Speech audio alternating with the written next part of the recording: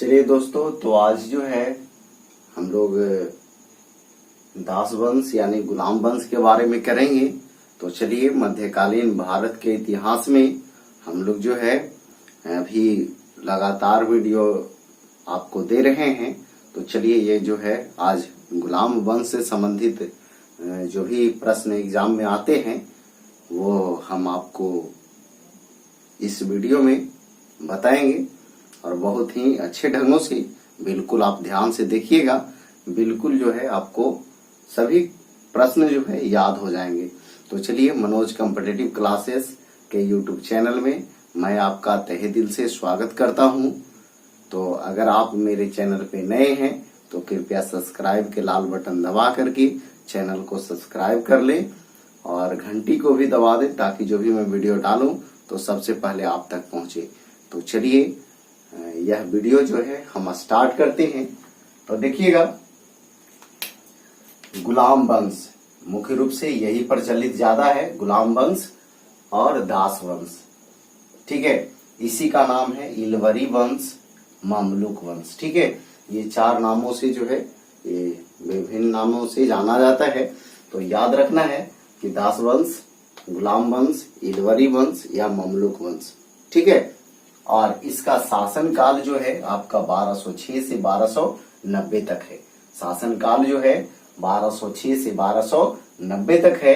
अब इस वंश का संस्थापक जो है कुतुबुद्दीन ऐबक है, जबकि राजधानी जो है लाहौर और दिल्ली है।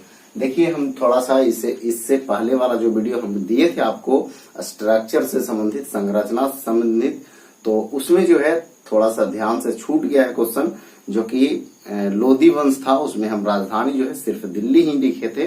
ठीक है, बल्कि वहां पे जो है आपका आगरा भी होगा। ठीक है, तो अगर आप डिटेल देखिएगा फिर वहां पे हम बताएंगे क्लियर रूप से। तो चलिए, संस्थापक जो है कुतुबुद्दीन ऐबक, राजधानी जो है लाहौर और दिल्ली। ठीक है, अब देखिए, गुलाम वंश में जो है कुल 11 शासक ने शासन किया था। कुल जो है 11 शासक ने शासन किया था और वो जो है क्रम से आपको हम लिख दिए हैं। तो ध्यान दीजिएगा, पहला जो है कुतुबुद्दीन ऐबक। कुतुबुद्दीन ऐबक जो है इसका शासन काल 1206 से 1210, फिर आराम सा 1210 में आए, 1210 में ही चले गए। इल्तुतमिश 1210 से 1236, कहीं कहीं ये जो है 1211 से 1236 देता है। ठीक है, तो वो आप ध्यान दीजिएगा, या तो 1210 रहेगा या तो 11 रहेगा, दोनों ऑप्शन में नहीं रहेगा। ठीक है, इसके बाद जो है रुकनुद्दीन फिरोज, ये 1236 में ही आए, उसी समय चले गए। फिर राजिया सुल्तान जो है आपका 1236 से 1240, बहराम शाह 1240 से 1242, फिर अलाउद्दीन मसूद शाह 1242 से 1246, फिर नासिरुद्दीन महमूद ये 46 से 66, फिर बलवन 66 से 86, फिर कैकुबाद 86 से 90, और लास्ट में जो है अंतिम शासक जो था शमसुद्दीन क्यूमर्स, जो कि 1290 में ही आए थे, और फिर इनका हत्या करके जलालुद्दीन खिलजी जो है खिलजी वंश का स्थापना करता है। ठीक है, अब देखिए, इसमें जो है 3 वंशों का जो है संयोग से ये शासक थे।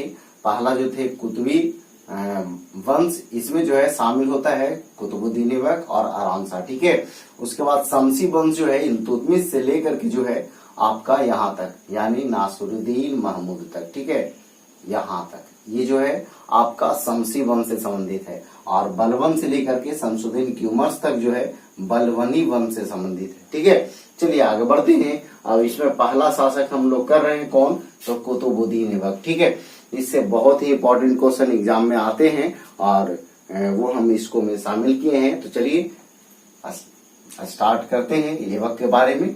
तो ऐबक जो है कुतुबुद्दीन ऐबक, इसका शासन काल 1206 से 1210। अब देखिए, ऐबक का शाब्दिक अर्थ क्या होता है, चंद्रमा का स्वामी या चंद्रमा का देवता। ठीक है, चंद्रमा का स्वामी या फिर चंद्रमा का देवता, किसका अर्थ होता है, तो कुतुबुद्दीन ऐबक का। अब जो है ऐबक को लाख बख्श, पील बख्श और कुरान खमा के नाम से भी जानते हैं। लाख बख्श, पील बख्श और कुरान खमा के नाम से भी जानते हैं। लाख बख्श के मतलब लाखों में दान करने वाला, पील बख्श के मतलब क्या, हाथियों का दान करने वाला या दान देने वाला। ठीक है, और कुरान खमा तो कुरान का पाठ करने वाला या कुरान पढ़ने वाला। ठीक है, ये अर्थ होता है। अब देखिए ऐबक जो था ये सुल्तान के स्थान पे जो है मलिक और सिपह सलार का उपाधि धारण किया था। ये जो है सुल्तान का उपाधि नहीं धारण किया था। क्या हुआ था कि जैसे ये जो है मोहम्मद गौरी का गुलाम था, दास और गुलाम था, इसीलिए जो है इस वंश का नाम जो है दास वंश या गुलाम वंश होता है। ठीक है, और ये सब जो है इलवरी वंश से थे, संबंधित थे, तो इलवरी वंश भी इसको कहते हैं। ठीक है, तो देखिए ये सुल्तान के स्थान पे क्या चीज मलिक और सिपह सलार का उपाधि धारण किया था, तो ये क्वेश्चन है। ठीक है, क्वेश्चन आपको देगा किस तरह से निम्न में से कौन सा शासक जो है सुल्तान का उपाधि नहीं धारण किया था, तो वहां पे आंसर हो जाएगा आपका क्या, तो कुतुबुद्दीन ऐबक। ठीक है, आगे बढ़ते हैं। तो ऐबक जो है मोहम्मद गौरी का दास या गुलाम था। ठीक है, तो दास था तो दास वंश और गुलाम था तो गुलाम वंश। ठीक है, अब देखिए ऐबक ने दिल्ली में कुव्वत उल इस्लाम मस्जिद का निर्माण किया था। ये बहुत ही इंपॉर्टेंट क्वेश्चन है, और ये जो है भारत का पहला मस्जिद है। भारत का पहला मस्जिद, भारत का पहला मस्जिद जो है आपका कुव्वत उल इस्लाम मस्जिद है। ठीक है, और ये जो है आपका दिल्ली में है, और इसका निर्माण जो है कुतुबुद्दीन ऐबक ने किया था। ठीक है, अब देखिएगा यह जो है यानी कौन कुव्वत उल इस्लाम मस्जिद पृथ्वीराज तृतीय के किले यानी राय पिथौरागढ़ के स्थान पर जो है ये बनाया गया था। यानी कि पृथ्वीराज तृतीय यानी कह सकते हैं पृथ्वीराज चौहान के यानी कि किले राय पिथौरागढ़ के स्थान पर जो है बनाया गया था क्या, कुव्वत उल इस्लाम मस्जिद। आगे देखिए ऐबक ने दिल्ली में ही जो है कुतुब मीनार का नींव डाला था। कुतुब मीनार का नींव डाला था दिल्ली में ही, और यह जो है किनके याद में नींव डाला गया था, तो सूफी संत बख्तियार काकी। सूफी संत बख्तियार काकी क्वेश्चन है, एग्जाम में पूछा हुआ क्वेश्चन है कि कुतुब मीनार का निर्माण जो है का नींव जो है किनके याद में रखा गया था या किनके नाम पर रखा गया था, तो सूफी संत बख्तियार काकी। सूफी संत यहाँ पे थोड़ा सा और भी दे देता है, कुतुबुद्दीन बख्तियार काकी। ठीक है, सूफी संत कुतुबुद्दीन बख्तियार काकी पूरा नाम हुआ। ठीक है, उन्हीं के नाम पर जो है ये कुतुब मीनार का नाम रखा गया था। अब देखिए ऐबक जो है तुर्क जनजाति का था। ऐबक जो था तुर्क जनजाति का था। इसे बचपन में ही दास के रूप में निसापुर के बाजार में लाया गया था। तो ये क्वेश्चन है कि ये जो है बचपन में ही इसको जो है निसापुर के बाजार में जो है दास के रूप में लाया गया था, लेकिन वहां जो है एक काजी थे और वो जो है इनको खरीद लिए थे। देखिए काजी थे फखरुद्दीन अब्दुल अजीज कुकी। इन्होंने जो है निसापुर से जो है ऐबक को खरीद लिया था। अब जो है जब ये मोहम्मद गौरी के सेवा में आता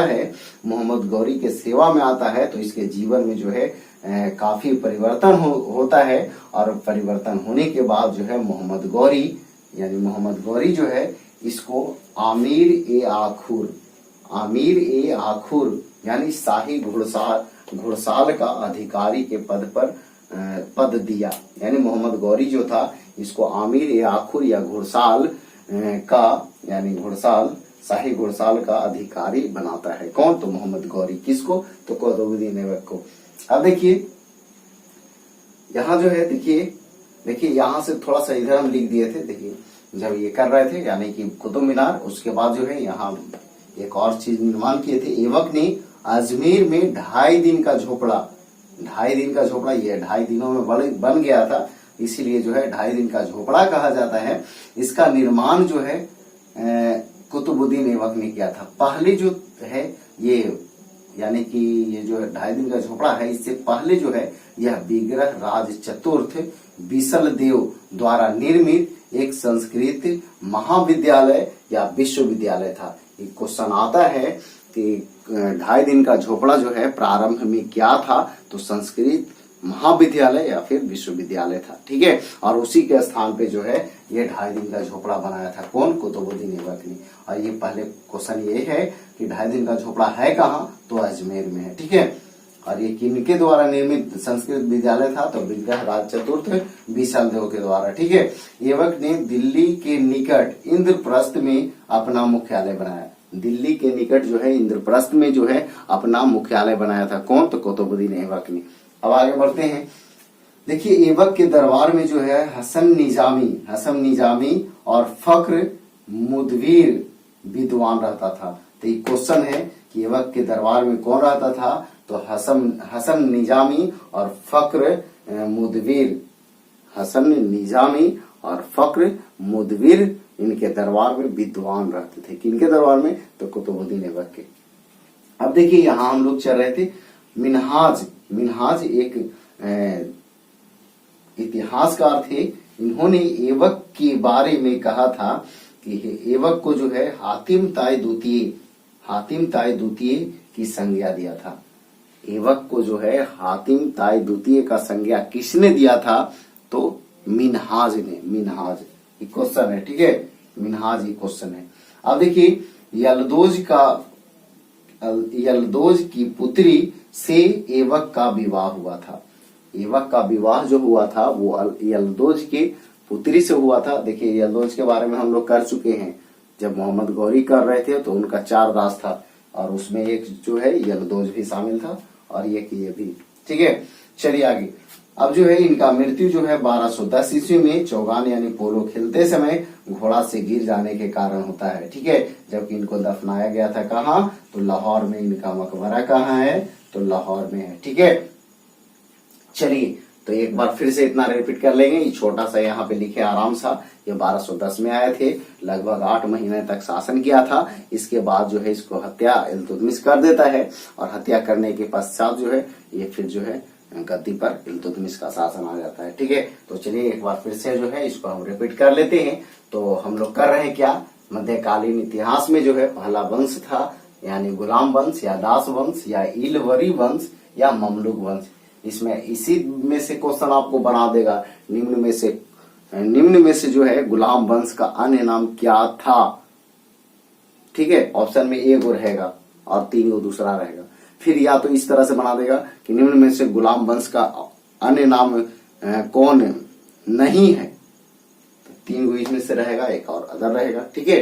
तो उस तरह से क्वेश्चन आपको बनाएगा, ठीक है। तो गुलाम वंश का शासनकाल 1206 से 1290, जो कि संस्थापक कौन, कुतुबुद्दीन ऐबक। राजधानी कहाँ, तो लाहौर और दिल्ली, ठीक है। लाहौर और दिल्ली, लाहौर जो है ऐबक के द्वारा बनाया गया था, ठीक है। तो चलिए आगे बढ़ते हैं। अब देखिए इसमें जो है 11 वंशों ने शासन किया, 11 शासकों ने शासन किया था। पहला शासक थे कुतुबुद्दीन ऐबक, जिनका शासनकाल 1206 से 1210 था। इसके बाद आराम से आए और आराम से गए, है ना। 8 महीना शासन किया और आराम से चले गए, ठीक है। तो आराम शाह जो है 1210 में आते हैं। उसके बाद जो है आराम शाह के बाद जो है इल्तुतमिश आते हैं, यानी आराम शाह के बाद जो है इल्तुतमिश आते हैं और उनका शासनकाल जो है 1210 से 1236 होता है। और 1236 में जो है रुकनुद्दीन फिरोज आते हैं, यानी 1236 में, ठीक है। और 36 जो है 1236 से 1200 जो है 40, 1236 से 1240 जो है फिर रजिया सुल्तान का शासनकाल आता है। देखिए रजिया सुल्तान यानी रुकनुद्दीन फिरोज 36 में और 36 के बाद जो है रजिया सुल्तान आते हैं, 36 से 40 रहते हैं, ठीक है। उसके बाद जो है बहराम शाह का शासनकाल आता है 40 से 42 बहराम शाह का, ठीक है। अलाउद्दीन मसूद शाह, इनका 1242 से 1246 और 1246 से 1266 रहते हैं नासरुद्दीन महमूद, जिन्होंने टोपी सीकर जीवन यापन किए थे, ठीक है। उसके बाद 1266 से 1286 तक जो है बलवन रहते हैं और बलवन के बाद जो है 1266 से 86 और 86 से जो है आपका 90 तक जो रहते हैं वो कैकुबाद रहते हैं, ठीक है। और कैकुबाद के बाद जो है 1286 से 90 तक, और 90 में ही आते हैं कौन, शमसुद्दीन क्यूमर्स, और उनका 90 में ही हत्या कर दिया जाता है जलालुद्दीन खिलजी के द्वारा। तो अंतिम शासक जो है जलालुद्दीन खिलजी, ठीक है। तो पिछले वीडियो में वो चीज दे चुके हैं। तो चलिए एक बार फिर से हम स्टार्ट करते हैं यहाँ से कुतुबुद्दीन ऐबक के बारे में, ठीक है। 1206 में जो है ये गद्दी पर बैठे थे और 1210 में इनका मृत्यु हो गया था, यानी शासनकाल 1206 से 1210। इन्होंने यानी कुतुबुद्दीन ऐबक को गुलाम वंश का संस्थापक कहा जाता है और इन्होंने अपना राजधानी जो है लाहौर को बनाया था।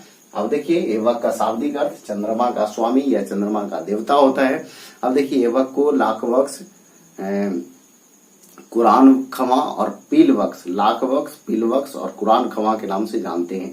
तो लाख वक्स के मतलब लाखों में दान करने वाला, पील वक्स के मतलब हाथियों का दान करने वाला, और कुरान खमा का मतलब कुरान का पाठ करने वाला या कुरान पढ़ने वाला। ठीक है, ये सभी नाम से जो है किसको जानते हैं, तो कुतुबुद्दीन ऐबक को। अब देखिए ये जो है कुतुबुद्दीन ऐबक जो थे, इन्होंने सुल्तान का उपाधि नहीं धारण किया था, उसके स्थान पर मलिक या सिपह सलार का उपाधि धारण किया था। कौन, तो कुतुबुद्दीन ऐबक।